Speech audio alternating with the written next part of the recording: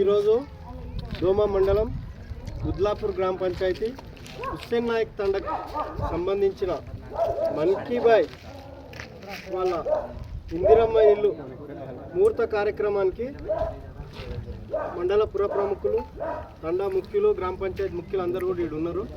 ఈ సందర్భంగా మేము ఒకటే చెప్పదలుచుకుంటున్నాం, మీరందరూ కూడా గ్రహించి ఉండొచ్చు, ఏ కుటుంబం కానీ ఒక వ్యక్తి కానీ తన ఆత్మగౌరవం, భద్రత అత్యధిక కాలం ఆయన మనిషి జీవితంలో అత్యధిక కాలం సొంత గృహంలో ఉంటాడు.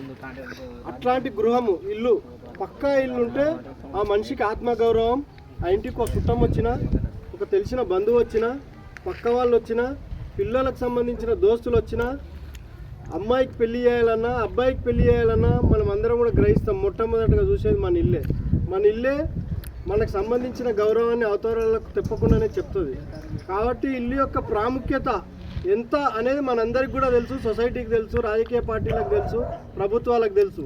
అయితే గత 12-13 సంవత్సరాలుగా మనకు తెలంగాణ వచ్చిన మొదట్లో జరిగిన ఎన్నికల్లో టీఆర్ఎస్ ప్రభుత్వ అధినేత ఊరూరు పల్లె పల్లె తిరిగి మేము డబల్ బెడ్రూమ్ ఇల్లు ఇస్తాము, ఇచ్చే ఇల్లు ఎట్లుంటుందంటే చాలా అధునాతనమైన వసతులతో ఉంటుంది, తర్వాత మనం అభివృద్ధి ఎంపితే దాని మీద 2వ ఫ్లోర్ వేసుకోవచ్చు, మేకలకు గొర్రెలకు అల్లుడు వస్తే మహిళలు బట్టలు ఏడ మార్చుకోవాలి, ఇంత అధునాతనమైన అంగులతో ఇల్లు ఇస్తాను చాలా వర్ణనాతీతంగా చెప్పిండు. చెప్పిన మాటలను తెలంగాణ ప్రజలంతా కూడా నమ్మి ఆయనకు అవకాశం ఇచ్చిర్రు. మొదటిసారి అవకాశం ఇచ్చిర్రు. అదేవిధంగా ఏదో కారణాలు కోవిడ్ లాంటి సమస్యలు వచ్చినాయి కాబట్టి ఇయ్యలేనని సాకు చెప్తే 2వసారి కూడా అవకాశం ఇచ్చిర్రు. కానీ 10 సంవత్సరాలు పాలించిన కంటి చూపు మేరలో ఒక్క ఇల్లు కూడా ఇయ్యలేదు. అయితే మీరందరూ కూడా గ్రహించిండొచ్చు, మన అందరి ప్రియతమ నాయకులు ప్రస్తుత ముఖ్యమంత్రి ఎన్నికల ముందు పిసిసి అధ్యక్షుని హోదాలో రేవంత్ రెడ్డి గారు ప్రతి ఊరు తిరుగుతూ కేసీఆర్ డబల్ బెడ్రూమ్ల పేరు మీద ప్రతి గ్రామాన్ని, ప్రతి మనిషిని, ప్రతి కుటుంబాన్ని మోసం చేసిండు.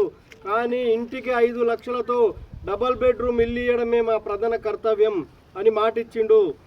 కేసీఆర్ మోసం చేసిండు, రేవంత్ రెడ్డి మాటిచ్చిండు. కాబట్టి రేవంత్ రెడ్డి నమ్మి మీ అందరూ కూడా కాంగ్రెస్ పార్టీ పట్ల చాలా అమితమైన ప్రేమను, అభిమానాన్ని చూపించి పరిగిలో రామ్మోహన్ రెడ్డి గారిని అత్యధిక మెజారిటీతో గెలిపించిర్రు. అదేవిధంగా రాష్ట్ర వ్యాప్తంగా కాంగ్రెస్ ప్రభుత్వాన్ని అధికారంలోకి తెచ్చిర్రు. అధికారంలో వచ్చిన కాంగ్రెస్ పార్టీకి పుట్టెడు కష్టాలు, చెప్పలేనన్ని అప్పులు, రకరకాల సమస్యలతో ప్రభుత్వం చేపట్టిన నేను పేదలకు మాటిచ్చిన మా ఆది నాయకురాలు ఇందిరాగాంధీ, పేదలకు ఇల్లుకు ప్రతిరూపం అంటే ఇందిరాగాంధీ. కాబట్టి ఇందిరాగాంధీ పేరు మీద ఇందిరమ్మ ఇల్లు ప్రతి గ్రామానికి, ప్రతి పేదవాడానికి ఎన్ని కష్టాలున్నా చేర్చాలనే సంకల్పంతో ప్రవేశపెట్టిన పథకమే ఇందిరమ్మ ఇళ్ళ పథకం.